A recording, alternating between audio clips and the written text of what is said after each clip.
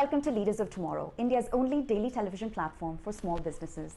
As the coronavirus outbreak continues to intensify, global startup ecosystems are among the hardest hit, which raises the question, what sort of startups are best equipped to weather the storm? Well, to take the topic head on, we're joined by a very special guest on the show tonight, the co-founder and chief operating officer of Audup, Jackie Lam.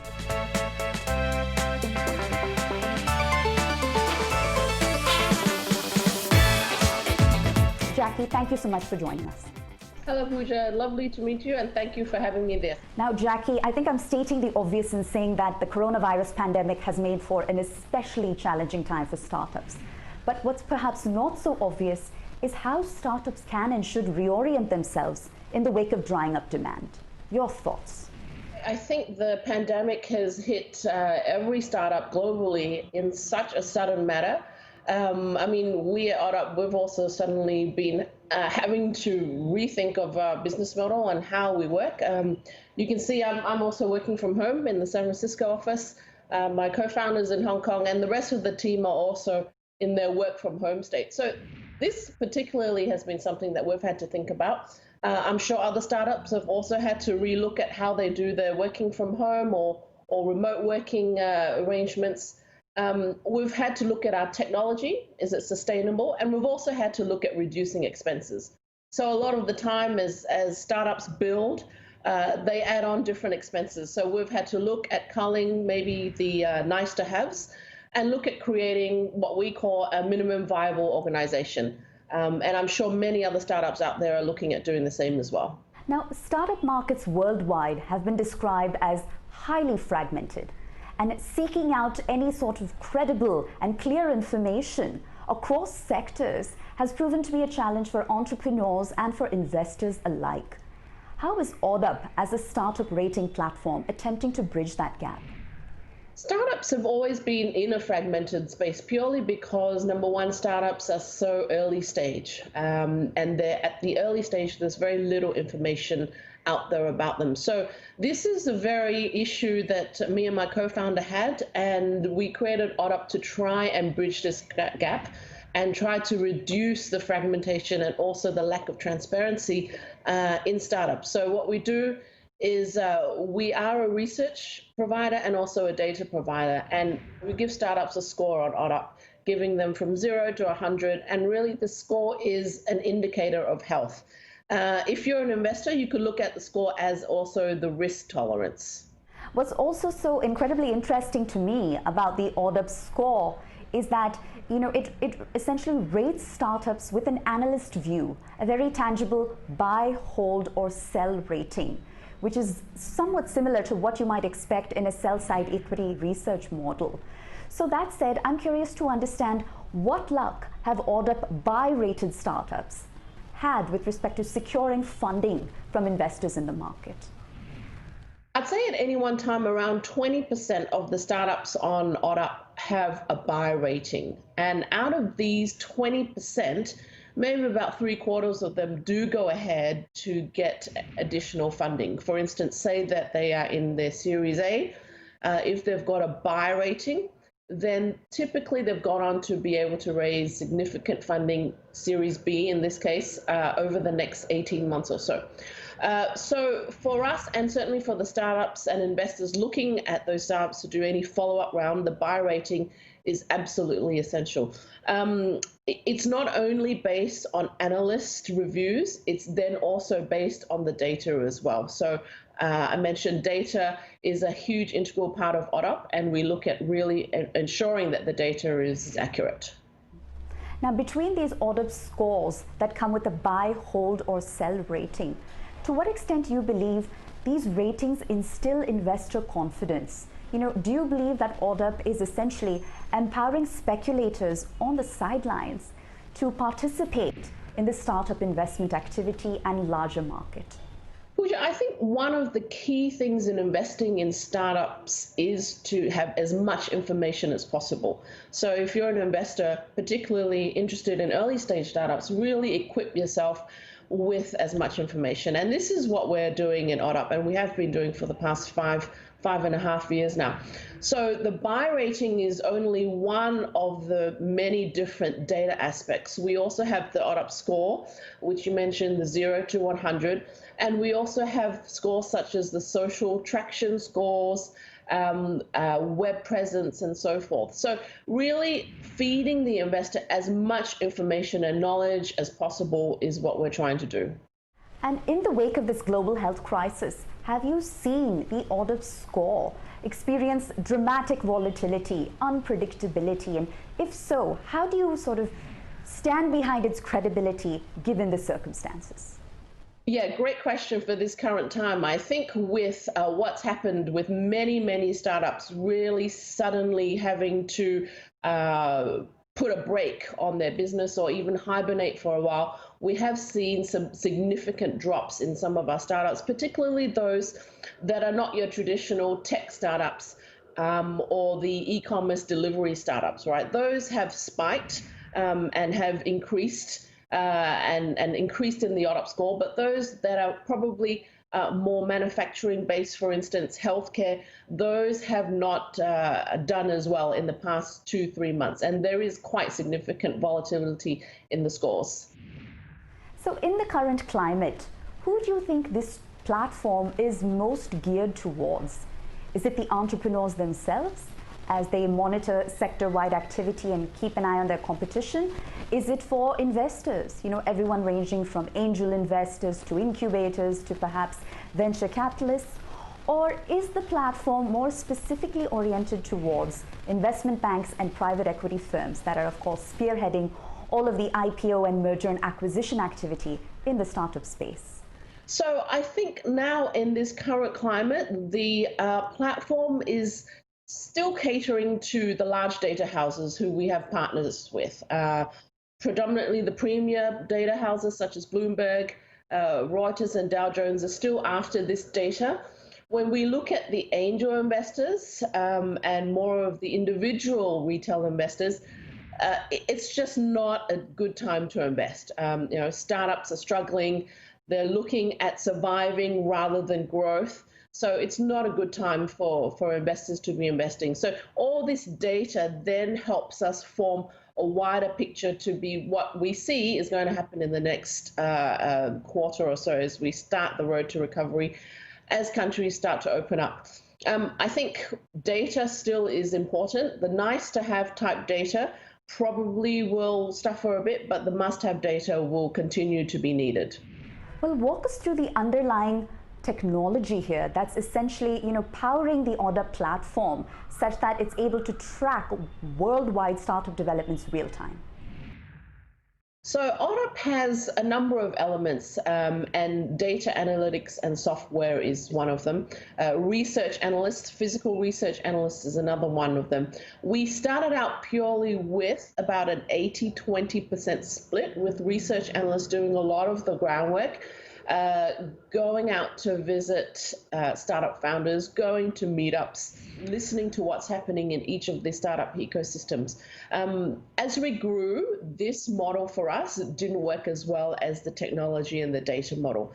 So we put technology around a lot of the research, and now our tech and data teams are our larger teams.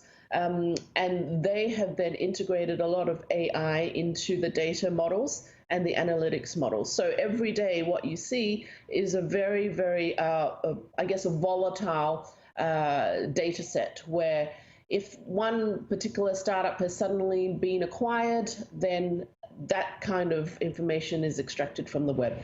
And then all this then turns into, number one, the score, the ODUP score, and then the buy, hold, sell views. Now, the long-standing perception in the market has been that acquiring detailed startup data is time-consuming, it's expensive, and ultimately it may not necessarily translate into success.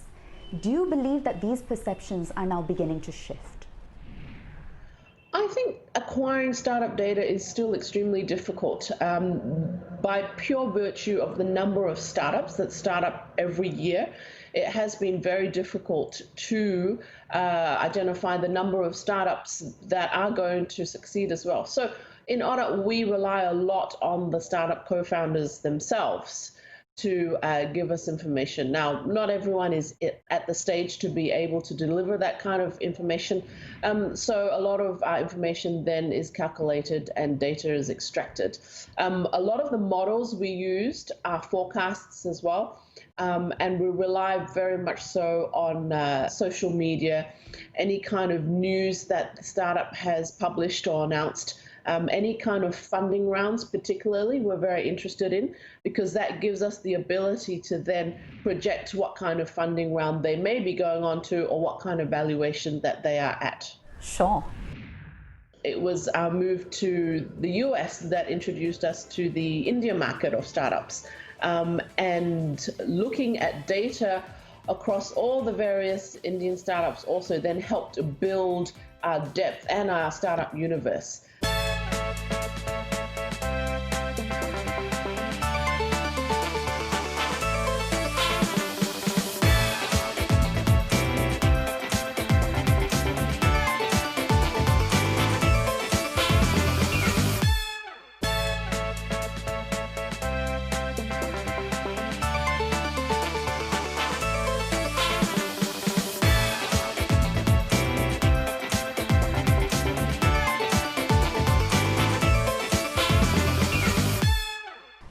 Follow up on a point you just made, which is perhaps present scenario aside, a staggering number of startups are created year over year, right? Yes. And they are all competing in and for the same pool of Series A money.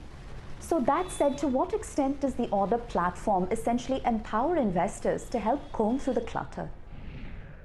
Yes, thousands of startups do get started every year, and every startup is looking for money. If there is a startup that says they're not fundraising, I would be surprised, because every startup can use with more funds. What happens with Oddup is, if you're a startup founder, you are immediately then exposed to thousands of investors using Oddup to look for startups that match their investment thesis or match their risk level. So Oddup is one of the platforms that you can use as a startup founder to really be seen by investors. Well, walk us through how Oddup has grown over the years. Is this growth essentially largely organic, or would you describe it more as strategic? Oddup started about 5.5 years ago with James and myself, my co-founder, and we had a very small team, 2 to 4. We grew quickly, and we saw a need of needing startup data in Hong Kong. Hong Kong then grew into needing information in Singapore and Taiwan, Australia and China. So there was a lot of a need for data in the Asia and the Asia Pacific region. It was our move to the US that introduced us to the India market of startups. And looking at data across all the various Indian startups also then helped build our depth and our startup universe. So now we do have a significant universe of startups. I think, as we've grown, we've moved and we've morphed from a research company into a data and tech company. And it was when we changed into this data and tech company where we really could scale at a much broader level. Well, what do you consider to be some of the most unique characteristics of the Indian startup landscape? And therefore, which sectors do you think hold the most promise? Oh, that's a good question. I think India has such a significant amount of unique nuances, but despite these nuances, it's such a large nation with over 1.3 billion people. Even the smallest product or service can have quite an impactful and significant presence, right? Purely market potential and economics wise. I think with the Indian economy continuing to grow and with the masses being able to have a higher purchasing power, I think the middle and high income level subsector is increasing. Then their needs and their wants of sophisticated apps, products is growing. So I think there definitely is a niche there. To my knowledge of India, there is a huge diversity in culture, though. Culture, language, and so forth. So I think any startup who is able to bridge and create a startup or product that crosses the pan-India surface will succeed. I think, to my knowledge, those companies that also service countries outside of India succeed very well as well, because there's such a huge diaspora of Indians across the world. Now, my understanding is that upwards of 50,000 unique visitors are leveraging the Order proprietary platform every day. What keeps them coming back in your view? What is the single leading factor?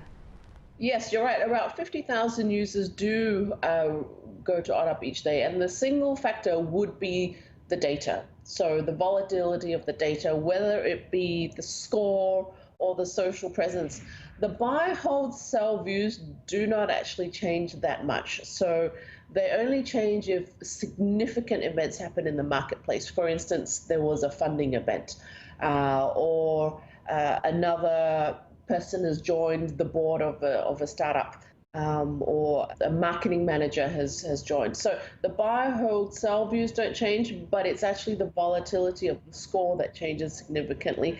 And that's the insight that it gives investors a view of what's happening in the startup that they've invested in, or in the startup that they're wanting to invest in.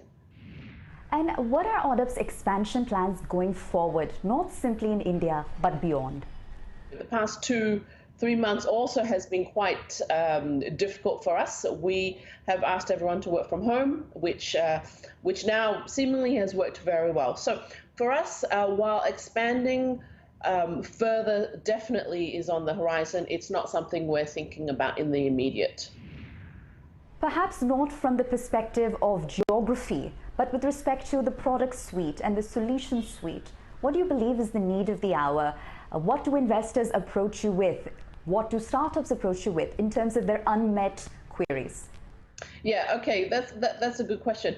I think from a startup founder perspective, they are very interested in visibility. So gaining that visibility to more and more investors is extremely useful to them, not only from a potential fundraising capacity, but you never know, as a startup founder, you may actually find an investor who would be really great as an advisor for your company. Or they may have a particular partnership which can help you grow even further. So from a startup perspective, we're still looking to help startups very much. From an investor perspective, companies such as Bloomberg and Dow Jones continue to use us. Now we're looking at other larger companies as well to use our data as well. So we're looking at expanding into more corporates. Now the OddUp score, which serves as a health barometer of a startup, has begun to be considered as an industry benchmark. And OddUp is widely touted as the startup that rates startups. How do you respond to that brand image? What sort of emotions do you experience when you hear that? Yes, the startup that rates startups is what we do. When we first started out, we had a tagline or a logo which said the startup rating system, and that's essentially what we did and we continue to do. And we take it very seriously because that is the data that is trusted not only by individual angel investors, but by our corporates. So that's what we do and that's what we take very seriously. And we're proud to have the startup score, which is now seen as the industry benchmark. Jackie, before we call it a wrap, any last parting words for our viewers who may be watching, and particularly our female entrepreneurs who will surely draw inspiration from your journey? Yeah, look, I think, thank you very much, first of all, again, for having me. But my advice to other entrepreneurs, particularly female entrepreneurs, is, keep going at it. I've been working in the startup space for over 10 years now, and it's never been easy, but it's very rewarding. All right. Jackie, thank you so much for joining us. It's been a pleasure. Thank you very much, Pooja. Appreciate it.